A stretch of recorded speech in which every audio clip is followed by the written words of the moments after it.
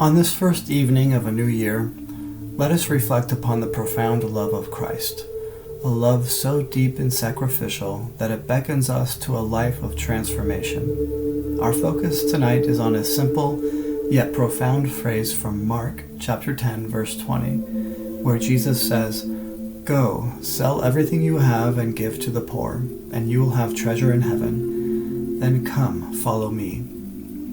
This directive might sound harsh at first glance, but it is not a command driven by a desire to see us deprived. No, it is an invitation rooted in the purest form of love, Christ's love for us. Imagine, if you will, the scene. Jesus, looking at the rich young man, did not see his wealth.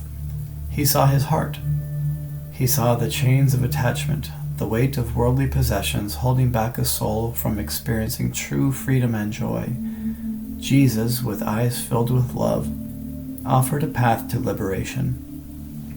Why does Christ ask this of us? Because he knows that our deepest desires, when misdirected, can become our greatest chains. He loves us too much to let us remain enslaved to anything less than his kingdom. The request to sell everything isn't about loss, it's about gain, the gain of heavenly treasure, the gain of an unburdened soul, the gain of walking closely with Christ. This love of Christ is not about what we give up, but what about we gain in return. When we sacrifice our desires, our treasures, for his sake, we are not losing, we are choosing. We are choosing eternity over the ephemeral, peace over possession. Think about the things you hold dear, the things you might cling to that Jesus is asking you to reconsider. It could be material wealth, a career, a relationship, or even certain habits or attitudes. Christ's invitation to let go is not a call to emptiness, but to fullness. It's an invitation to experience freedom from the burdens of our own making, to experience joy that transcends momentary pleasure, to experience peace that comes from aligning our will with his, to experience love that is pure, unselfish, and eternal.